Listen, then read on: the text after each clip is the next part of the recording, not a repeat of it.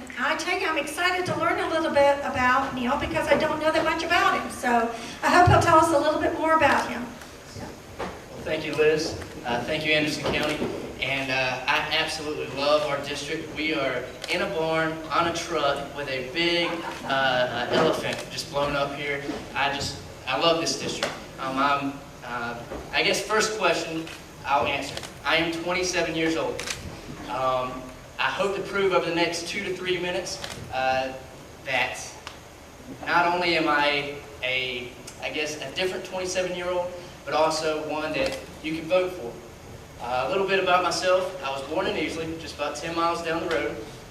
My parents were textile workers, and about halfway through my schooling, my stepdad trained himself and became a locksmith, and it became our family business.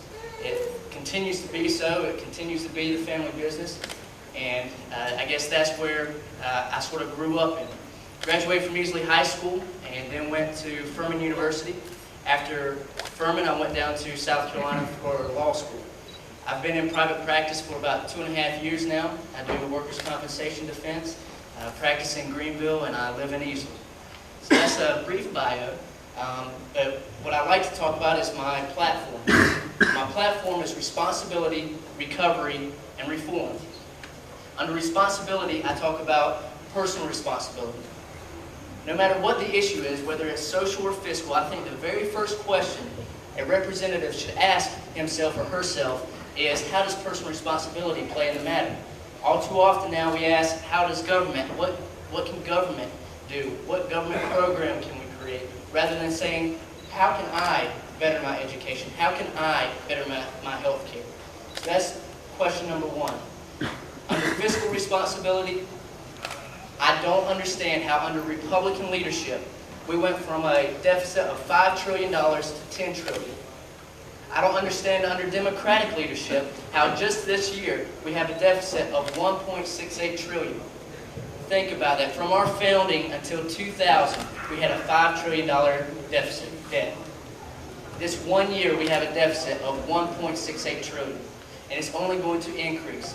It's projected to be over $1 trillion for the next 10 years. Responsibility, recovery. Under recovery, I think not only the two primary issues for our district, but also for our state, are jobs and education. Under jobs, I think whoever the next representative is needs to be a leader, needs to be one that can go to CEOs, needs to be able to go to county councils and town councils, and create incentives for businesses to come and recruit businesses to our district. He or she also needs to have a working relationship with whoever the next governor is and bring business to our district. Under education, I think it's primarily of a local concern. However, with our tax scheme, how we're sending most of our money to the federal government, I do think the federal government is better adept in education in 3 ways. First, supporting our higher institutions like Clemson University, Anderson University. Second, providing low-interest loans and scholarships for students to make that leap. And third, providing grants to administrators and teachers, people who are the experts, the ones that are on the ground, have them have the ability to make change in their classrooms. Responsibility, recovery, reform. Under reform, of course I mean about issues, but more importantly, I mean about the candidate and the political process. For the candidate, I think the next representative needs to be a leader, needs to be the hardest worker, needs to have the intellect, and needs to be a listener. And I am that person. Under the political process, I think it's very important to understand the political process. I don't have a political consulting firm. I don't have big business behind me. I am independent. And I think that is important, and I urge you to do research and see how that affects the process. Responsibility, recovery, reform. The last thing that I'll end on is, with this many candidates, you have to ask yourself, why one candidate? And 2 reasons for me. 1, leadership. I do believe that I am a leader. I believe that the next leader needs to represent not only Anderson County, but Aiken County, Pickens County, Oconee County.